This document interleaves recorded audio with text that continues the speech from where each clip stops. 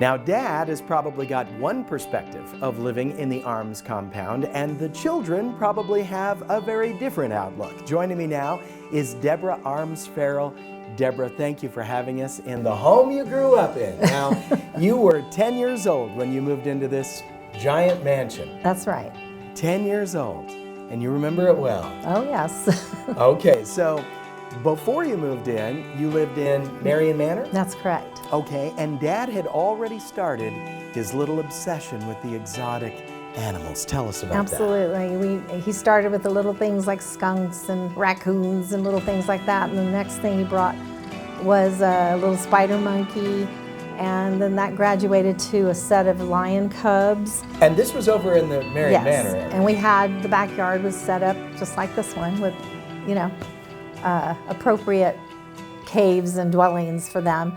And that's where we acquired our little sister named Gypsy, who was a chimpanzee. I see. And how was Gypsy delivered to your home there in Marion Manor? It was kept a secret from us. We didn't even know it was happening. And one day we had, my dad said, just be aware, I'm coming home, check out the street.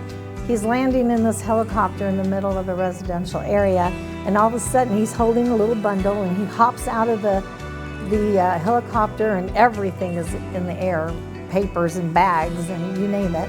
And he hops out and runs inside and puts this little bundle on the table and out and uncovers it, and this little black face with hair and giant brown eyes pops out, and it was a little baby chimpanzee. I mean, Gypsy was in a sock.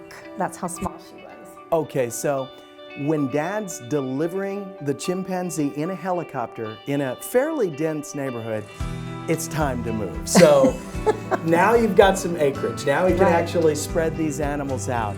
Tell us some of your memories in this literally enormous home, 10-bedroom home. Tell us. As a kid, my dad had mentioned, we appreciate things differently. It was the way of life. So I didn't feel caged up just because this was what we knew.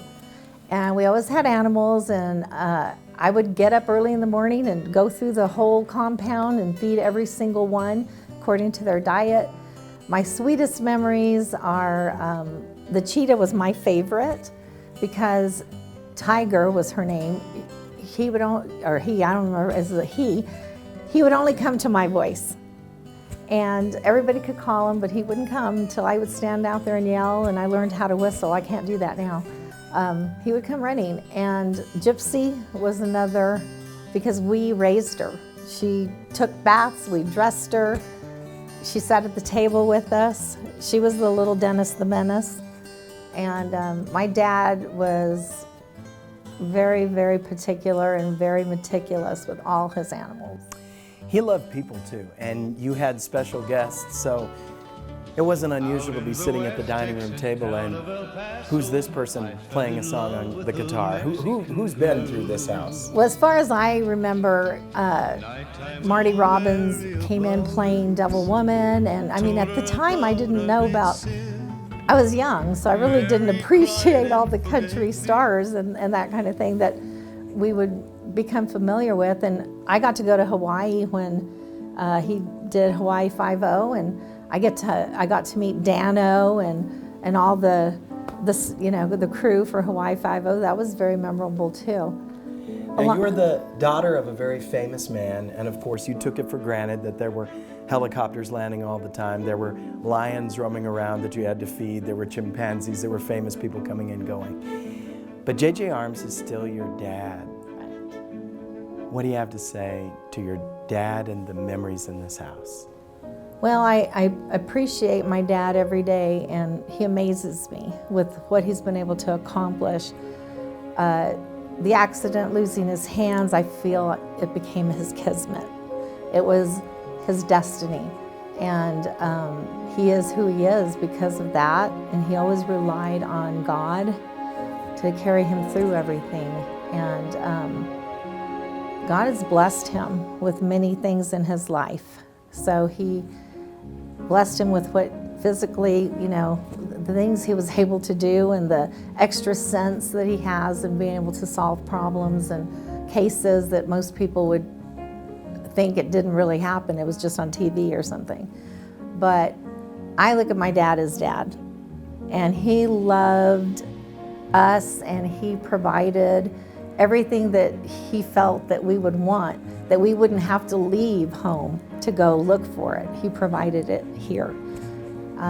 Yes, we missed out. I missed out on a lot of things as kids do, but I appreciated the fact that I had wild animals. People knew who I was. I may not have known who they were, but they knew me because I was Jay Arms's daughter. So that's just the way it's been in life. You know, my dad works even today at his age. He still works. He will not ever retire. If he ever retires, that's the end of him. And I know that. And so I help as much as I can to carry out whatever he needs done. And I have always been like the apple of his eye, or, you know, we've just always been very close.